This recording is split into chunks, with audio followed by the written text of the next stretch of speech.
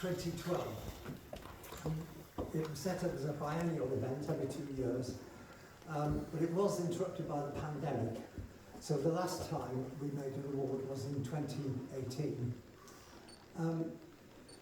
The award's always been international in scope, and this year was no exception.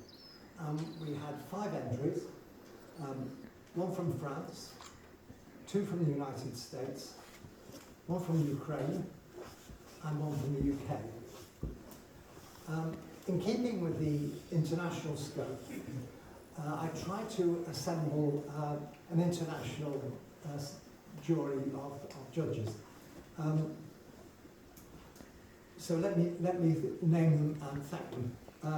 From Germany, David Link, who is an artist and a media theorist, was one judge. He was actually the first winner in 2012 of the Tony Сейла Award for a stunning exhibition involving the Manchester baby computer. And did I say he's here today? Oh, there he is, yes. From the United States, we had Paul Ceruzzi, who is Curator Emeritus at the National Air and Space Museum in Washington, D.C., part of the Smithsonian Institution. He's going to be here next week.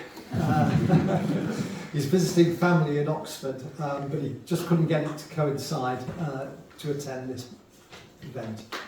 Our third international judge had to withdraw midway through our deliberations.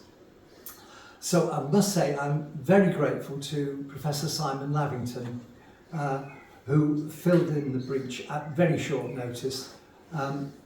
Simon will be known to you all as the author of many books on the history of British computing, and particularly on the Manchester computers. He's currently on vacation in Cyprus. I emailed him yesterday, and if his family allows, he's going to be tuning in by Zoom. Our fourth judge was Professor John Tucker, who's a former Pro-Vice Chancellor of Swansea University and head of the Department of Computer Science. He was actually the instigator of the TNMOC Honorary Fellowship, and also the founding editor of the Springer series in the history of computing, which I think now has about 15 volumes.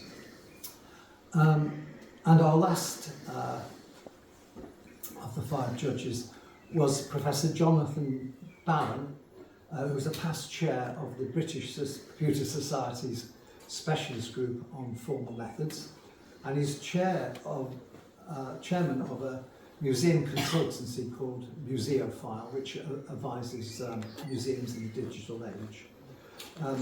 Well, today he's externally examining it in Dubai, so he can't be here either. One thing all the jurors said, and independently, was that they were truly impressed by the incredibly high standard of the 5 submissions, and it really was a very protracted and difficult process picking one of those to be the winner. But that's the rules of the game.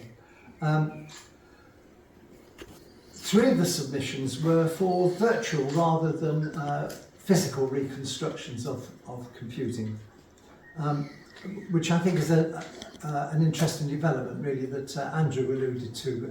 The world is changing.